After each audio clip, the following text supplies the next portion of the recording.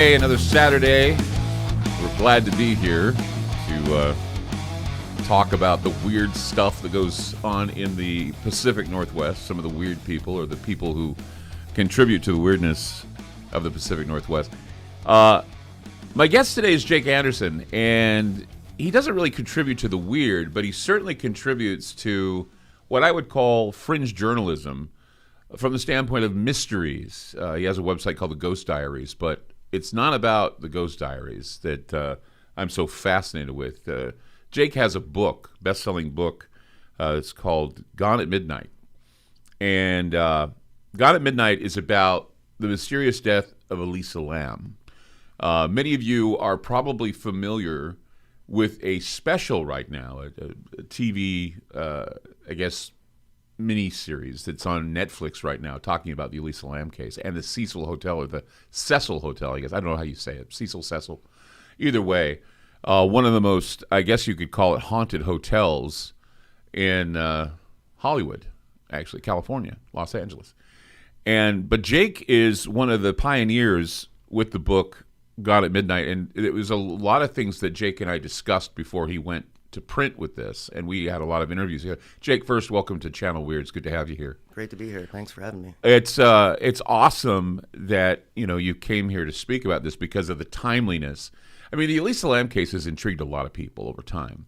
Many people don't know about the case, but it was something that I was obsessed with for a good long time because not only is it a strange case, but it's also a case where there are a lot of synchronicities and paranormal, I guess you could call it, intrigue with this case. In fact, when we talked, you were actually putting together, I guess it was a documentary or something, and I was in there and talking with you about it on this documentary.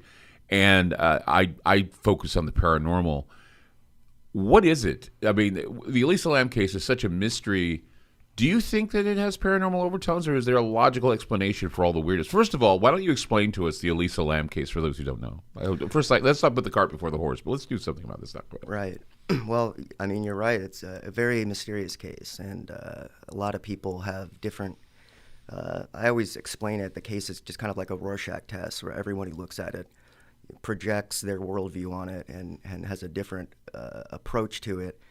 And yeah, it's had a unique place in the zeitgeist of popular culture, which is, of course, evidenced by the fact that it's now a big Netflix documentary. The case itself, it's about a young woman named Elisa Lam who took a solo trip from Vancouver, British Columbia, down to Southern California by herself and ended up staying in a hotel, probably one of the worst places she could have stayed in.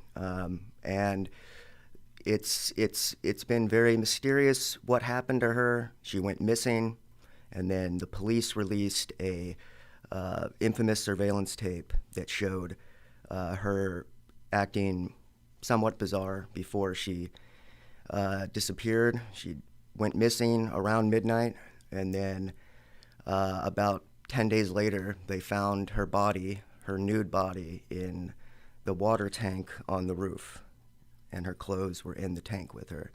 So there was immediately a death investigation that the police ultimately concluded was an accident.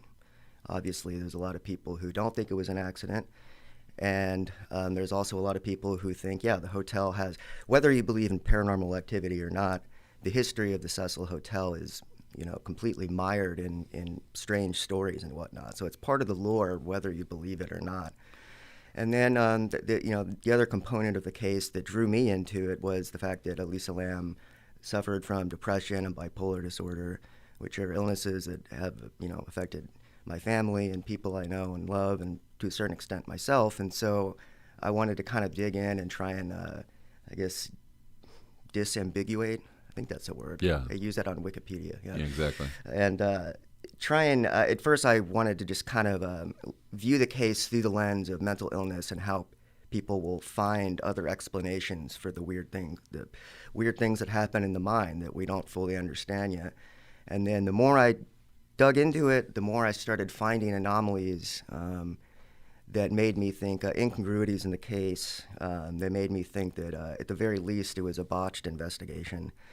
And then I went and stayed at the hotel a couple times by myself, and that's when I approach paranormal activity from a little bit more of a skeptic's point of view, though I'm open to it. Mm-hmm. And I have my theory as to what it is, and me and you have talked about it. I'm sure we'll get more into it here, but whatever it is, there is something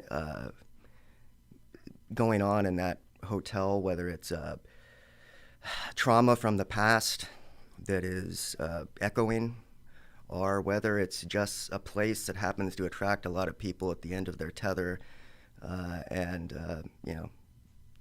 it exists in a very rundown part of LA and a gentrified area now. So there's just a lot of weird socio-political tension there as well. It's just a strange place. The hotel, I understand, is being, refab or refurbished. Yeah. And I think that's one of the reasons why. I remember when I first met you, and I mean, you stayed at the hotel. I wanted to do an investigation in the hotel. We got a letter from the management of the Cecil Hotel saying at no time are we allowed to come into that hotel and do a paranormal investigation. They were so adamant about it. They said, no, we don't want any bad publicity. They kept us. And then all of a sudden, they changed their minds.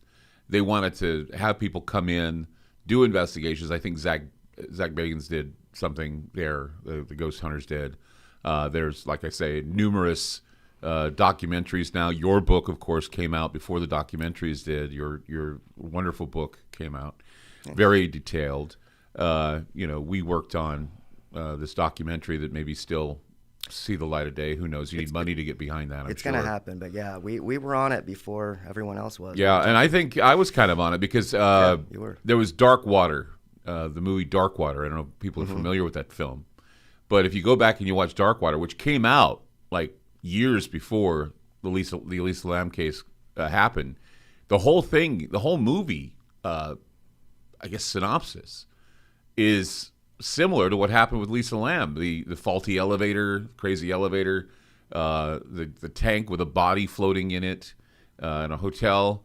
All these things were like the water dripping down into the room. Exactly. Yeah. It was just really a creepy film, and it was I guess you could call it a precursor or a pretext or maybe even an omen as to what was going to happen to Elisa Lam. And what's really, really bothersome for me is I did watch the Netflix documentary, and every time they go to that sequence in the security elevator with her in there, I always get a chill. It never ceases. I mean, I've been seeing it forever, but I always get a chill when I watch her behavior in that elevator and how it seems she's playing with some imaginary friend or demon or whatever it may be. I mean, what is she addressing? Who was she waiting for? And why did that elevator not close? It remained open the whole time when she pushed all those buttons, and then eventually it closes, and that's when she disappears. Yeah, and there's also a time code cut in the tape too that the series somehow did not explain. It would be very easy to figure out. Like the time code literally cuts. Like you can watch the time code at the bottom is very scrambled, right? It's hard to even tell what it's saying, but you can tell where the minute hand is, okay? And you can tell that the minute hand changes twice in 7 seconds, and it changes right as after she's left the frame, which for people who know anything about video editing, you know that's the time to cut it, because if there's nothing moving in the frame, that's when you can cut something out and make it look cohesive. So if someone was in that video that we didn't see, that would have been the time to do it, and that just happens to be when the time code cut is. The easiest way to figure out what was going on behind that is this a motion-activated surveillance camera? I guess they didn't ask that. As for the activity itself as to what she's doing, I mean, the psychological explanation is that she's experiencing something called psychomotor agitation, which is a symptom of bipolar disorder. But there's also things going on there that are, a little bit more spooky. It does, at some point, look like she's speaking with someone who's off camera. And some body language analysts who have looked at it explain that she definitely is showing signs that she's thinking about someone, some kind of. Well, she's also looking like she's hiding from someone as well. Right, at the beginning, She's kind yeah. of standing there, transfixed against the wall, kind of looking around like, is somebody there watching me? Mm-hmm. And then she doubles back, and then she's like pushing all the buttons, and then she walks out, and she looks like she's talking to somebody. Mm-hmm. And then she's kind of like doing this strange thing with her hands. She goes back to the elevator, looks around, and she's like playing like hide and seek with the elevator. Like, why wouldn't the elevator close? Yeah. I pushed all these buttons and it won't close. And then she disappears. She walks out of the camera range, and then the elevator finally closes. Right. And it's like, how did that happen? And that's the question everybody asks. Why didn't the elevator close? What is going on with her? Who's she talking to? Who's she playing around with? What is going on here? And this new thing that you've told me, the cut in the tape, would that mean that somebody went into the security tapes and edited out someone who she may have been with? Well, that's the question.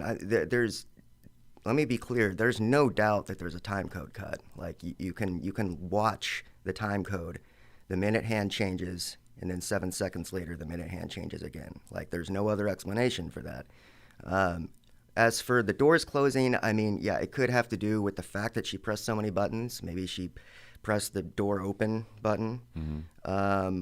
I think John Lorden, who runs the Brain Scratch YouTube channel, he appeared in the series. I think he did a test where sometimes the doors do take a while to close. But yeah, it's also just, it's eerie that it finally closes the second she leaves the frame, as though the hotel were toying with her, playing with her mind, something like that, which something I experienced while I was there. I couldn't sleep while I was there. I felt like the whole time I was there, I felt like there was I just felt like the hotel was just like calling for me, like not literally, but it just felt like there was something going on that I needed my attention there. And by the way, the surveillance tape, Elisa is on the 14th floor, and that's the same floor that serial killer Richard Ramirez lived on when he stayed at the hotel in the late 80s.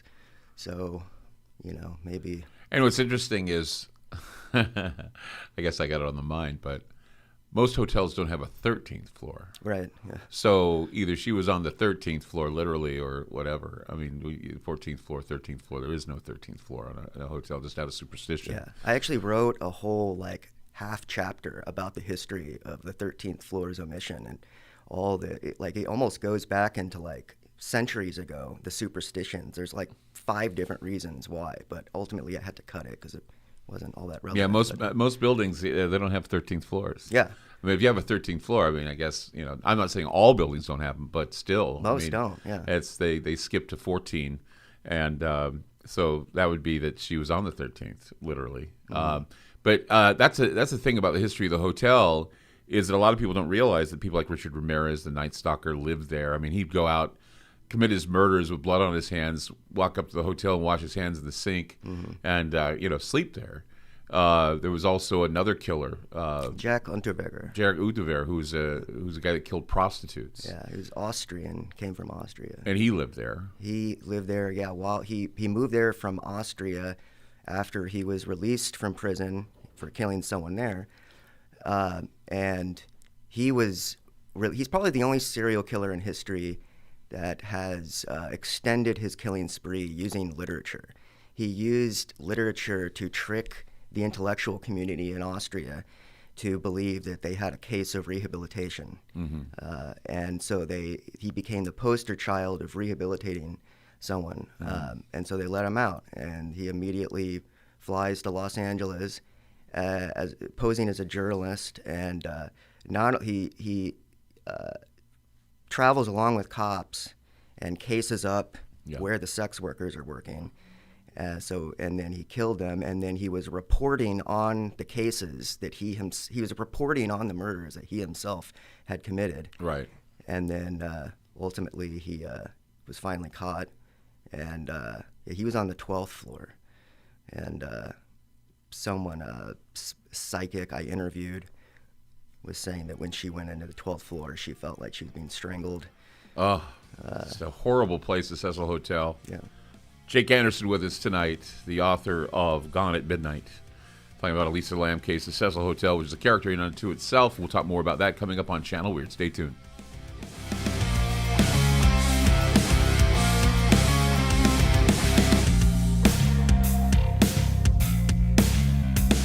AncientLifeOil.com. That's AncientLifeOil.com. Are you stressed? I mean, who isn't? Anxiety creeping in? No, not that. Is sleep hard to attain because your brain just won't slow down? We're living in crazy times, and the fear knob has been turned up. Okay, there's an answer. Take a big breath, exhale, and go log on to AncientLifeOil.com. CBD, broad and full spectrum, organic and non-GMO CBD for you to enjoy. Change your tune from fear to calm, from brain overload to clear thinking. 0.003 THC on full spectrum and 0% THC on broad spectrum. Competitive pricing with the best quality. Also know everything is going to get better. No worries, be happy. CBD can help calm so your nerves don't think they're a 6-string electric guitar. Enjoy life, smile, and log on to AncientLifeOil.com for great CBD. That's AncientLifeOil.com. You'll be glad you did. Hey guys, it's Clyde Lewis. Have you ever wanted Ground Zero merchandise but didn't know where to go? Well, I want to let you know that we now have our own online store with such items as t-shirts, hoodies, decals, tote bags, and other exclusive specialty apparel. There's a secure and easy-to-use shopping cart for your purchases. Coming soon will be signed posters and coffee mugs available as we are constantly adding new items. So shop today at the official Ground Zero store by going to groundzeromerch.com. That's groundzeromerch.com.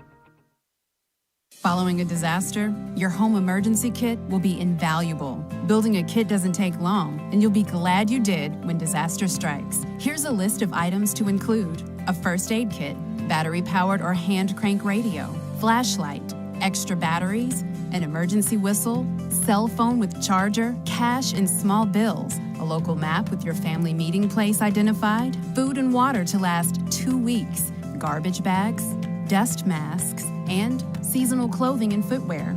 Add prescription medications or any other important items unique to your family's needs. Once you've created your kit, check food expiry dates once a year and update seasonal clothing for growing children. If you have pets, make sure you have everything your furry friends need in an easy-to-carry grab-and-go bag. To learn more about preparing an emergency kit, visit mil.wa.gov/preparedness and get 2 weeks ready. Be sure to get your low-cost 2-week supply of food with a miraculous 25-year shelf life by going to preparewithgroundzero.com.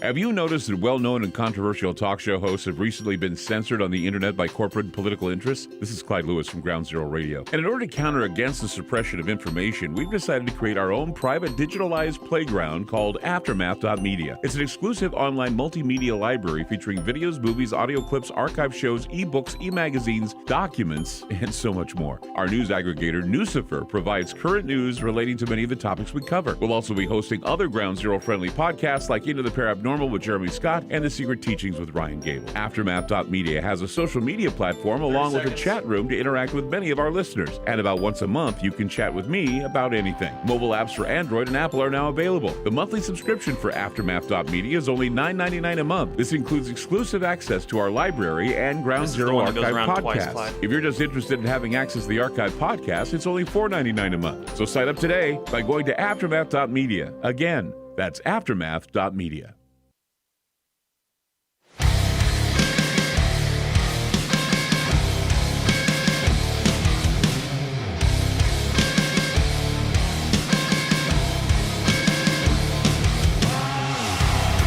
Jake Anderson with us, investigative journalist, author of Gone at Midnight, story of Elisa Lam.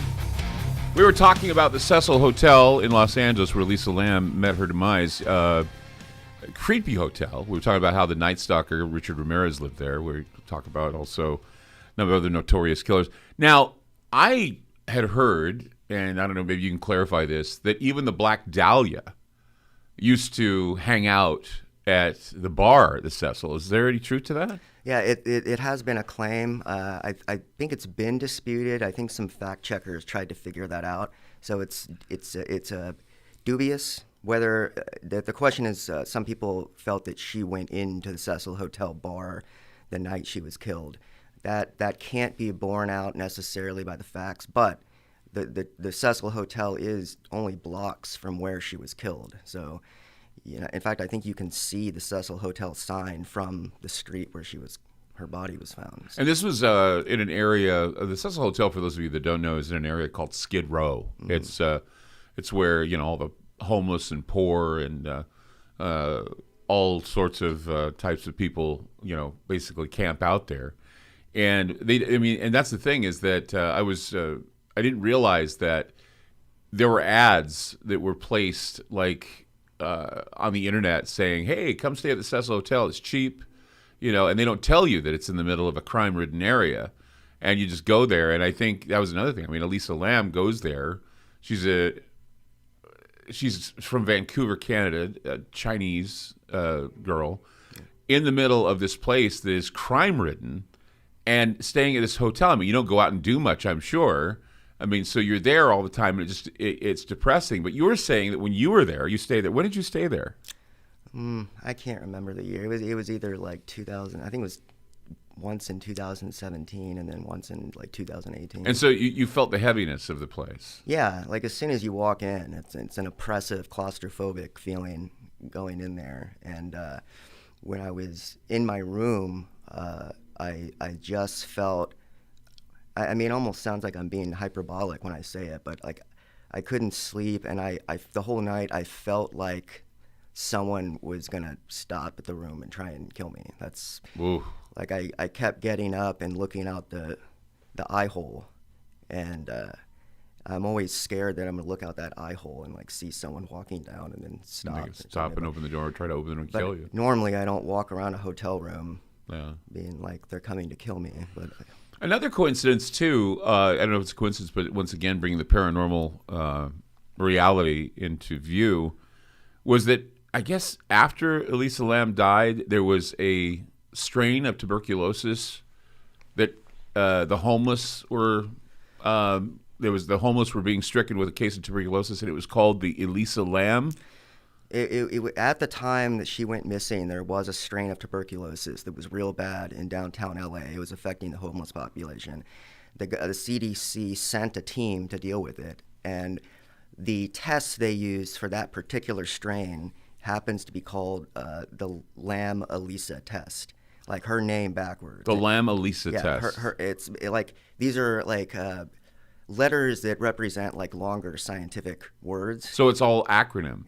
I think it's an acronym. Yeah, Lam Elisa, and they developed that test at University of British Columbia, Vancouver, where she went. So it's just incredible synchronicity. It's just almost unbelievable that the test would have her name on it. I think that if people really, it's like a rabbit hole. If people were to really sit down and look into this case, they would be dumbfounded at the synchronicities of Dark Water, the film that came out prior to her dying.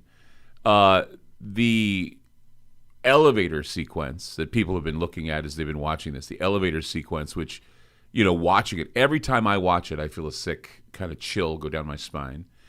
Knowing the character, and that's another thing, is the Cecil Hotel itself is a character in this story. For the first time, you have a hotel that is just as much of a character as Elisa Lam or anyone else who stayed at the hotel. I know that American Horror Story, around the time you and I were first talking about the Elisa Lam case and the hotel, they did Hotel for the American Horror Story, which was based on the Cecil Hotel. So it just seemed a little odd that all of a sudden there was this resurgence of interest, and now with Netflix, people are going to pick up on this Netflix special, and there's going to be another surge of interest. It's one of those stories that is probably one of the best, if not most terrifying, real paranormal stories that has ever. Look, you can speculate all you want about the Amityville Horror House. you can speculate all you want about other stories, but the Elisa Lam case is documented. It's terrifying. It's sad. I mean, there were so many things about this story that, and here's another thing too. Usually when you have cases like, Roswell or any of these other things where people go, well, something must have happened that was like bizarre or whatever, and it all spins into mythology. There's no mythology about Elisa Lam. There's no mythology about the Cecil Hotel. It's reality. This is like a hotel from hell. Yeah, well, she slipped into the mythology unwittingly. Now she's a part of the mythos of that place forever, and it's sad, or it's ironic. Like, she used to write a lot about the internet. She would blog a lot. She was on social media a lot, right? She was on Tumblr. She loved Tumblr, and she used the internet to help her with her depression. She felt a sense of community with the internet. And so it's kind of a grim irony that she now kind of lives forever on the internet as this morbid horror meme. And, and it is sad. It's a sad case, and sometimes that gets kind of covered up in all of the weirdness. Is that she was just like had a lot of promise as a writer, as a person, and it's sad that she didn't get a chance to resolve. Everyone is a little confused at the age of 21, and a lot of people are suffering depression and bipolar disorder, the very stigmatized illness. And so it's sad that her life got cut short in such a absurd way, even though we don't even fully know what happened. In the time I've known you and the time we've done interviews together, we've talked before, I've never asked you this question, but I'm going to ask you this question. It just come to my mind. Do you have nightmares about her? That is a good question. I have had nightmares about her. Dreams. I document a couple in the book. I had one where she was in, I guess because I was analyzing her so much, I had a dream where she was like in one of those rooms where you kind of survey people, and I was like a journalist, like writing about her, because I think I felt a lot of guilt about, writing about her case without knowing her. So I haven't had any proper nightmares that you would expect to see in a movie. But yeah, she did kind of become a part of my subconscious in a way. I think it's just because I identify so much with her. And the reason why I ask is because I had a dream about her once. Oh yeah. But it was a dream where I met her like at a library, and I think it's because I can't remember who I talked with, but they said they met her, and it was by accident. The guy that runs Steam Shovel Press, right? He met her. She had visited. I guess I don't know if it was like a book fair or a Comic Con or something that was going on in the area, and everybody knew her, fell in love with her, said she was genuine, funny, interesting, and she was just friendly with everybody, and then she disappears, and the family doesn't know what happened to her. She's not on the internet anymore, none of that, and nobody knew. They were interviewing a couple in this special, the British couple that stayed there, talking about the water. And that was one of the things that really stuck with me, how, those who were there, not knowing that she was decaying in the water, her body was decaying in the water that they were drinking and bathing in, and the expression, I guess you could, the description that one of this British couple, where they were talking about how they drank the water and it had a sickeningly sweet taste to it, and brushing their teeth with it and bathing in it, and the water was kind of a strange color. And I always thought, well, why would you drink the water if it looked like that? Why would you do that? And then just describing that you're drinking this water where this woman is, decaying in. That's another horror story in and of itself. That, what do you have to do? Do you have to get a gamma globulin shot, or do you have to get something to protect you from some, and they said, no, they were fine, I guess. But I'm thinking just that trauma of knowing that you drank the water in this container, from this container where this woman was decaying over a period of time, just to me would be horrific. Yeah, I think a lot of the residents had to sign legal paperwork saying that they wouldn't sue the hotel if they wanted to stay longer. And I think that British couple sued the hotel. I'm not sure if they settled out of court or anything, but oh my gosh, I mean, it's definitely. Well, who would be at fault? I mean, you disgusting. sue the hotel. The hotel didn't know, unless I don't know. It's just a creepy case for sure. Jake Anderson with us today on Channel Weird. I'm getting all Thinking about that water. Yeah, thinking about that water, exactly, that dark water. Anyway, we'll be back with more with Jake Anderson right here on Channel Weird. Don't go away.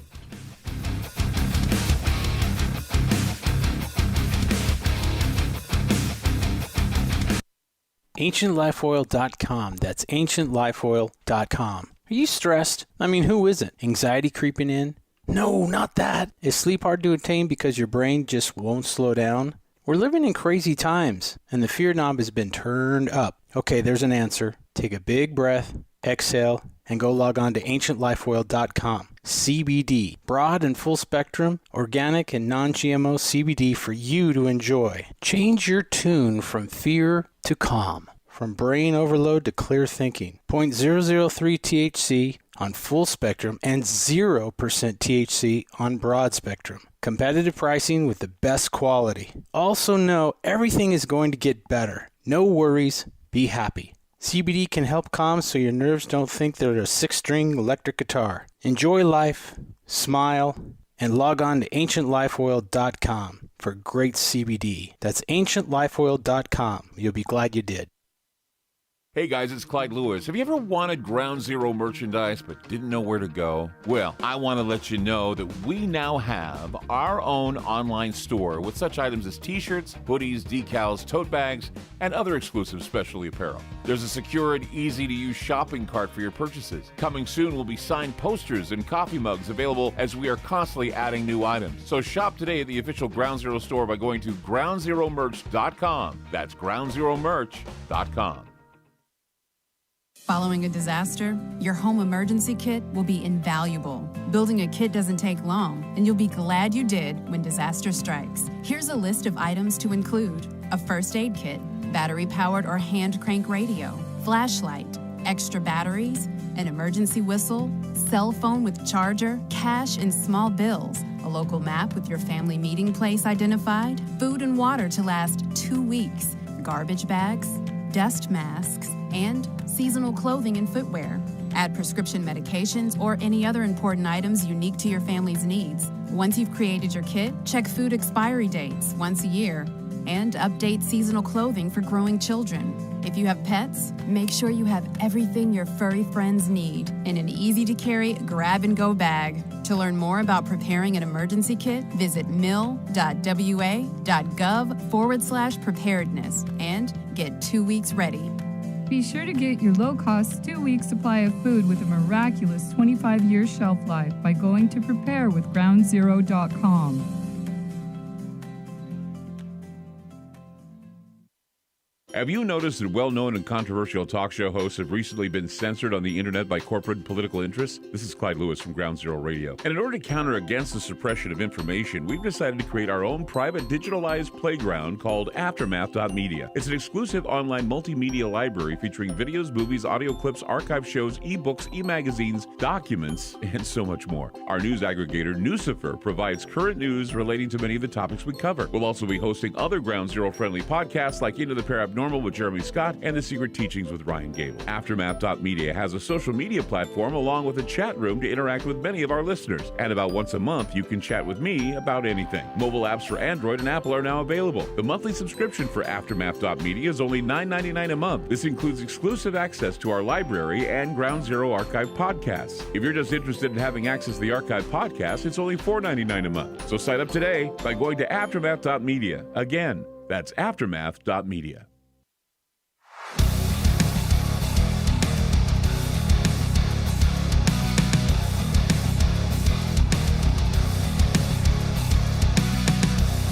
Jake Anderson with us, Gone at Midnight. I was reading the reviews here of your book. From Mediations on Quantum Mechanics and the Meaning of Consciousness, Gone at Midnight is not the typical true crime potboiler. It represents an evolution of the genre, with one infamous crime giving way to gonzo-like reflections, cultural criticism, and a writing style that befits both the book form and the internet blog. Gone at Midnight is the type of true crime book that you stay up all night reading, I agree. It is also the type of work that raises more questions than answers, and that's perfectly okay. So working in the quantum mechanics, which apply, as much as it sounds crazy, but applying the quantum mechanics to all this, it was like she was involved in some quantum entanglement that needed to be fulfilled. Because like I say, you look at the film Dark Water. People rent the film Dark Water if you don't know what I'm talking about. Watch Dark Water. See that it was done, I don't know how many years before the Elisa Lam case happened.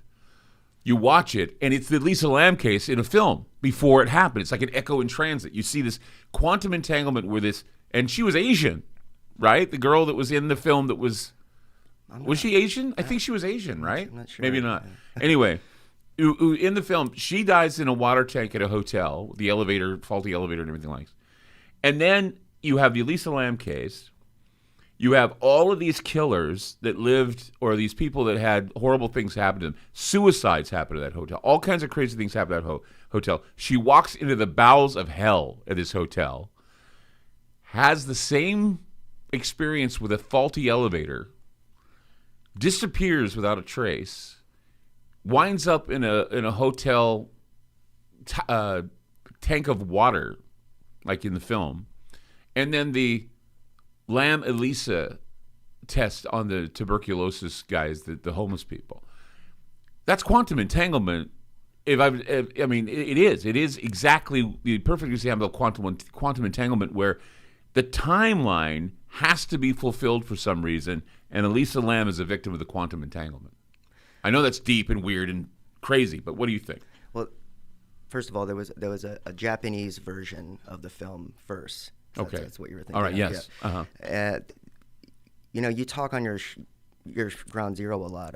In fact, I got this phrase from you. I attribute it to you, dark synchronicity. Mm-hmm. And first of all, apologies to any actual physicists out there in listening to what I'm about to say, because I don't know enough about quantum mechanics to say that it applies, but it's the scientific way of calling it magic. Right. But people get pissed off when I say that too, but it's true.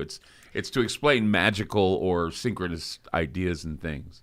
Well, there's been a splinter group of very respected physicists. One of them, John Wheeler, who wrote about something called the participatory universe. If you look up John Wheeler, you'll see that he's no one to scoff at. He worked with all of the great quantum physicists of the 20th century, and he put forth a theory that the universe is in some way, entangled with human consciousness, and that human consciousness and reality are constantly trading information, or that we're establishing reality with our consciousness. And most physicists deny that those are the conclusions of some of the experiments, but there's no doubt that the experiments show that the observer affects the experiment. Unless they're acausal, but most people don't understand what acausal means. But go ahead. Right, and NPC and Jung. I never say his name right, but he studied synchronicity for years, and he called it acausal parallelism. That was his description for it, and he went down that rabbit hole. It was ultimately why him and Freud, they were really good friends, and ultimately they kind of split because Freud thought, Jung was going nuts or whatever, but Jung went down that rabbit hole and started to feel like there was more going on. The physicists who go down that rabbit hole and then aren't afraid to not have a definitive conclusion, they feel that there's something we don't understand about the way consciousness and the external world interact with each other. So if you take that to a logical conclusion and assume that that's true, that means that I think that there's a way in which like a place like the Cecil Hotel that has a history of trauma, if that information from the past is still around in some way. Or it could have been that's another thing, is I was thinking to myself, when you look at it on a quantum level,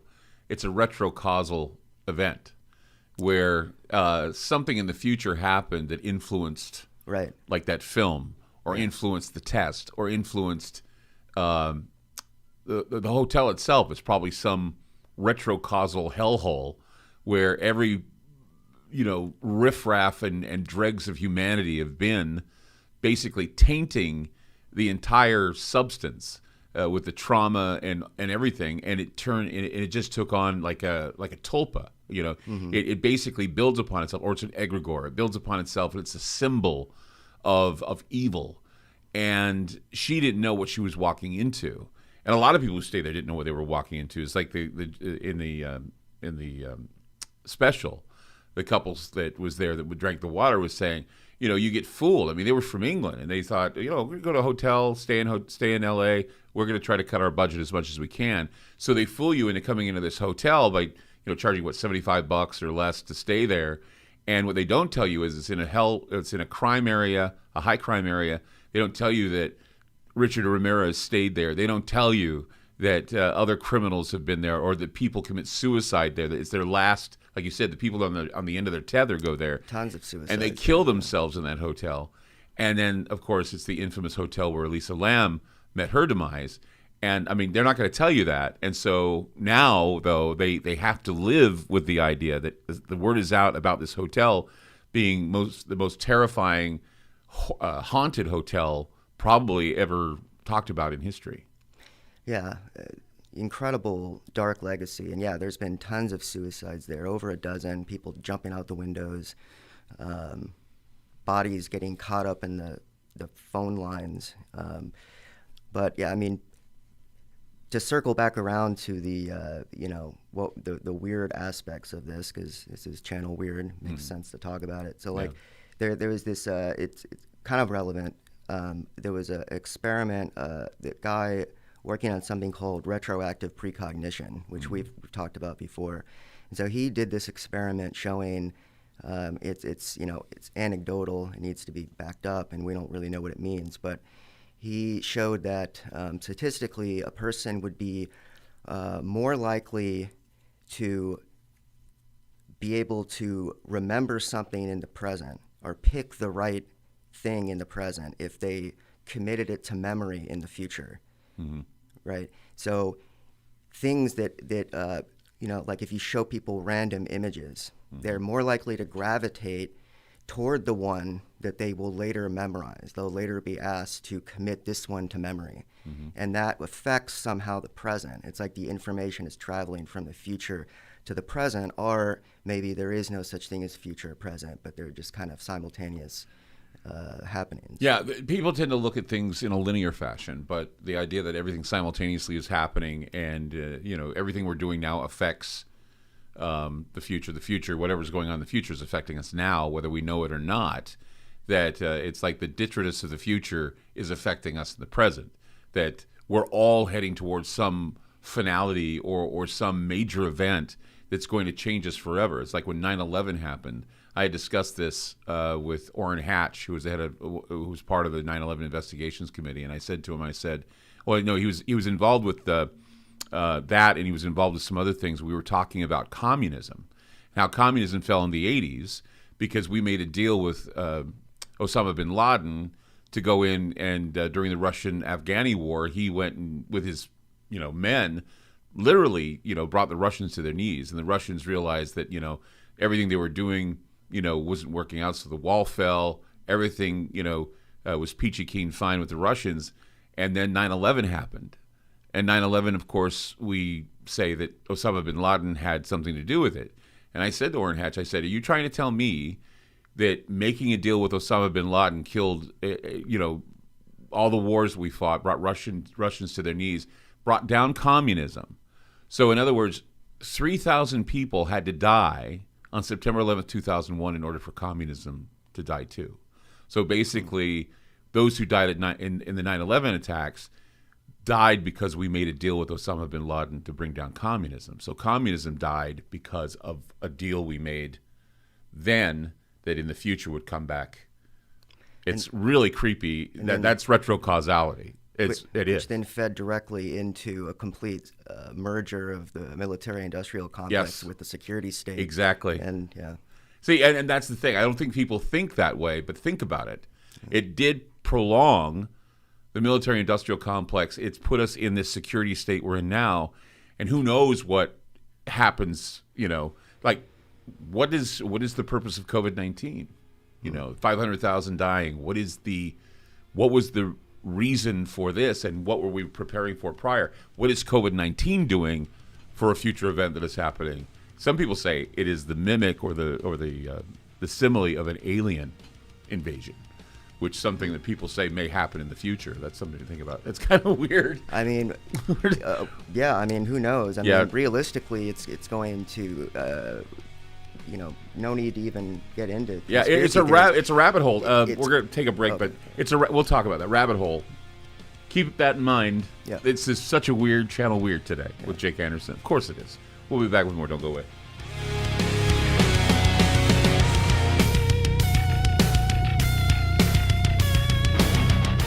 AncientLifeOil.com. That's AncientLifeOil.com. Are you stressed? I mean, who isn't? Anxiety creeping in?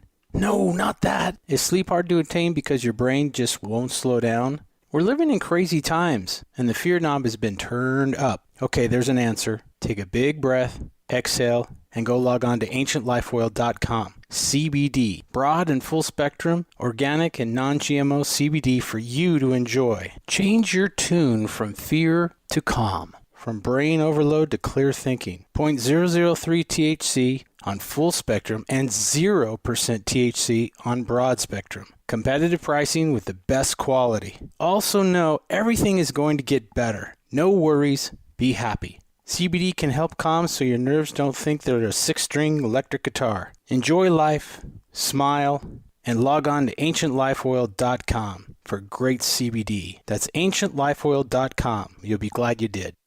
Hey guys, it's Clyde Lewis. Have you ever wanted Ground Zero merchandise but didn't know where to go? Well, I want to let you know that we now have our own online store with such items as t-shirts, hoodies, decals, tote bags, and other exclusive specialty apparel. There's a secure and easy-to-use shopping cart for your purchases. Coming soon will be signed posters and coffee mugs available as we are constantly adding new items. So shop today at the official Ground Zero store by going to groundzeromerch.com. That's groundzeromerch.com.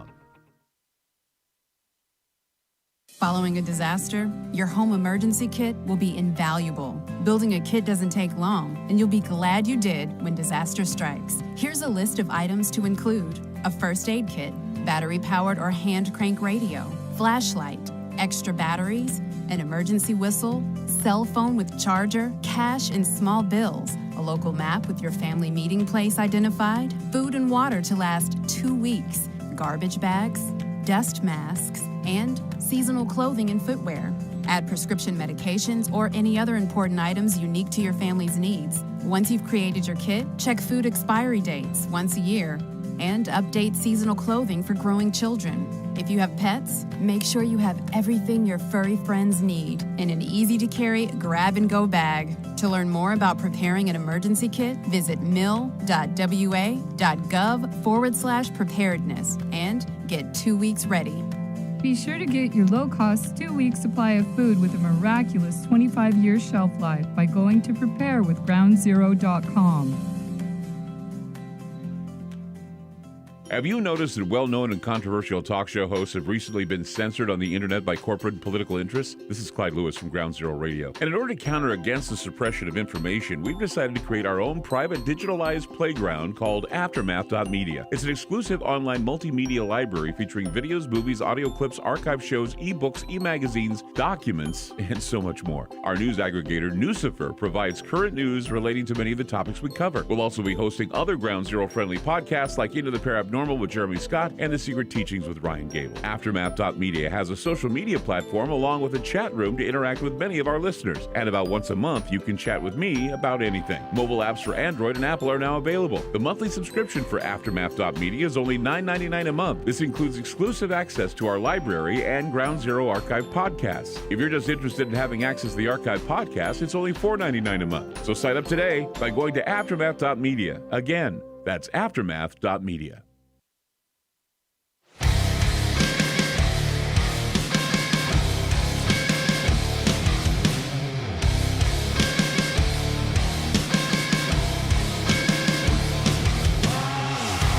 Gone at Midnight. Mysterious Death of Elisa Lam is the book. Jake Anderson is with us, the author of this book. Where do we get it? I mean, because people need to read it. They really need to read this book. Thanks. Yeah. Well, I mean, you can find it online. If you go to Kensington Books, they list all the different suppliers. Obviously, Amazon, Goodreads lists all of the. If you want to get it on an ebook version, Kindle, you can get all those. If you have a local bookstore, I'm sure they need your support if you're going to buy it. For example, here in Portland, Powell's has it online on their website. So however you consume your books, I'm sure you can get it. You've been, this has kind of been like your life for a while. Are you ready to move on? Are you moving on to other things now, other investigations? Yeah. I mean, I've been kind of trying to move on for a while, but yeah, it has become to a very real degree like my life. And, I write about that in the book, about just how it, became like it became, very much like a big chapter of my life, researching the case and, looking into all the different synchronicities. I started having them in my own life and just being able to kind of reflect back on, using the importance and synchronicities in your life to, try and, make better decisions in your own life, try and be happier, appreciate life, and, take care of yourself. So there's that old adage that the closer you become, the closer you go into the abyss, or the more you go into the abyss, the more you feel like that something's being taken back with you when you get out of it. Right. What have you taken back? What have you taken out of there? I definitely feel like I came back like haunted in a way, like just kind of well, I don't know. I guess what did I take from the case? I guess it's important to communicate with the people around you love if they're having problems. It's important to be open with people about things like mental illness, stuff like that. And then at the same time, it's also important to, doggedly pursue the truth, even if different versions come out. If just because we don't know the exact answer on something, doesn't mean that we have to insert an explanation just to make ourselves feel better.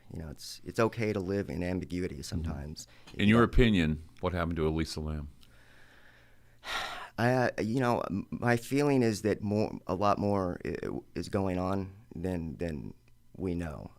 As far as whether her death was an accident, it's really hard to say. It's certainly possible, definitely, that she went up to a dark roof by herself, navigated the alarm system, traversed the dark roof, somehow knew that there was a water tank there, climbed the water tank, took the lid off, took her clothes off, took the clothes with her and climbed inside and got trapped there.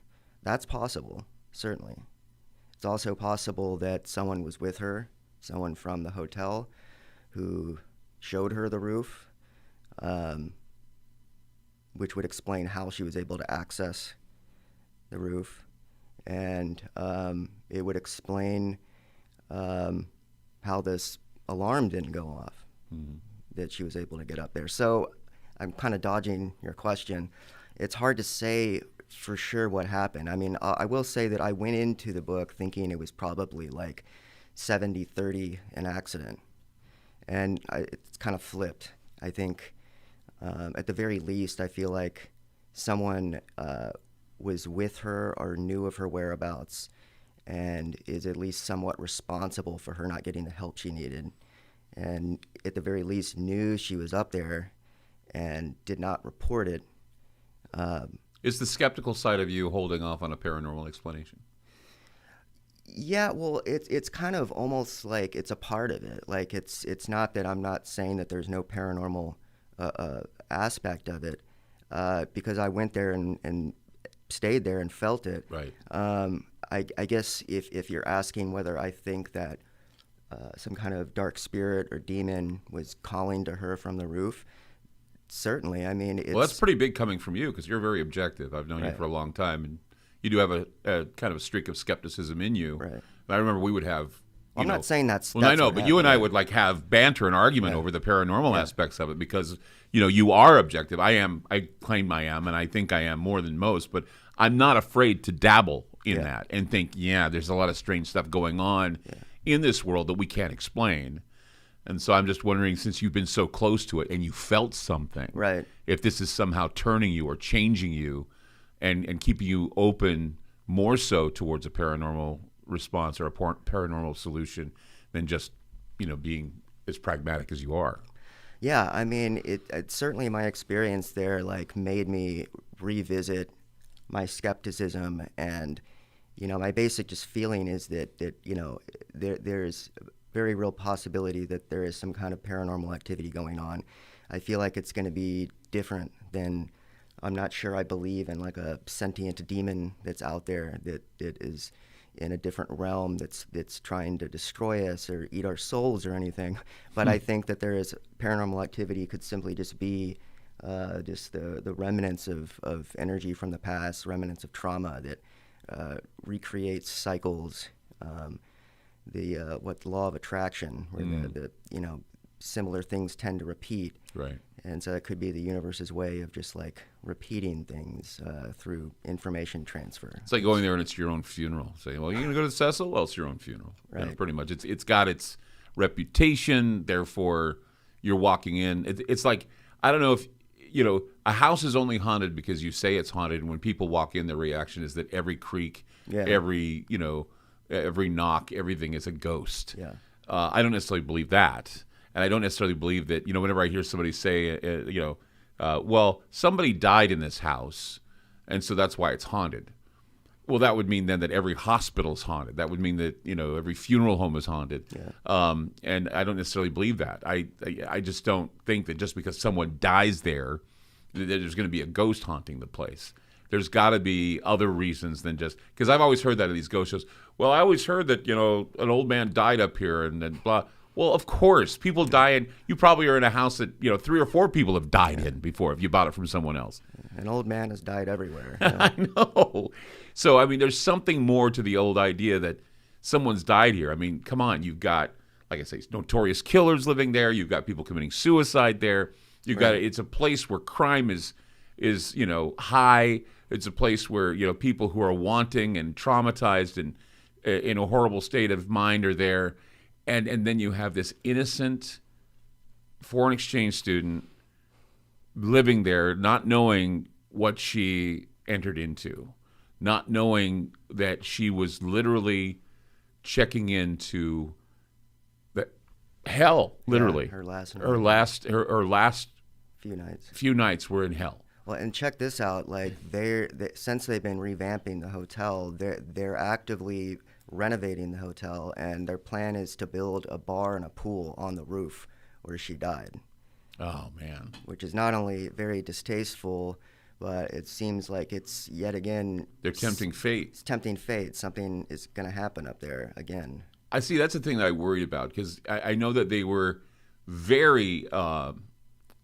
They were very clear on no uncertain terms that I was not to gather an investigation crew and go to that hotel, because I wanted to. Yeah, they said we made the plan. Too. Remember, yeah. We were going to go. Yeah, I was told no. We were sent a letter. No, and then now, I mean, they were very selective. So Zach Bagans and his group goes there, and then now they're doing a special, and now they're promoting it. It becomes this topic of American Horror Story. They're building a mythology so they can sell the mythology. Right, and the series came to a conclusion that was beneficial to the hotel. The series, from what I've heard, does not question anything about the hotel's responsibility, and the manager, they got the manager, and she was able to.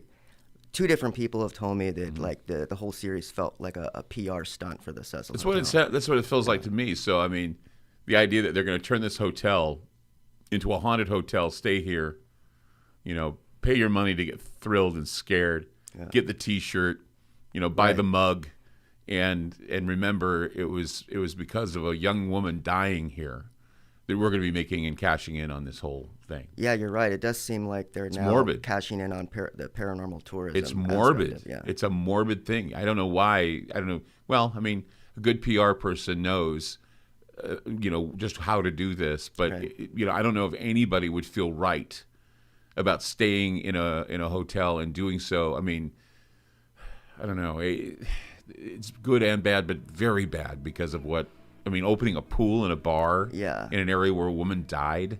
Yeah, I mean, who knows whether they'll actually end up doing that, but they have been gentrifying that area for a while, and it sounds like they're, I mean... It's like, what are you going to sell? Root beer floats? Yeah. It's horrible. Now that you mention it, that does make sense that they're going to try and cash in possibly on that. I mean, Jake Anderson, thank you. thank you, For Clyde. being here on Channel Weird. The book is out there, Gone at Midnight, The Mysterious Death of Elisa Lam. Pick it up wherever fine books are sold, wherever good reads are at, and you're going to read it cover to cover, and it's going to haunt you. That haunted me when I read it. So anyway, thank you, Jake. Thanks, Clyde. Channel Weird, we'll be back next week. Join us.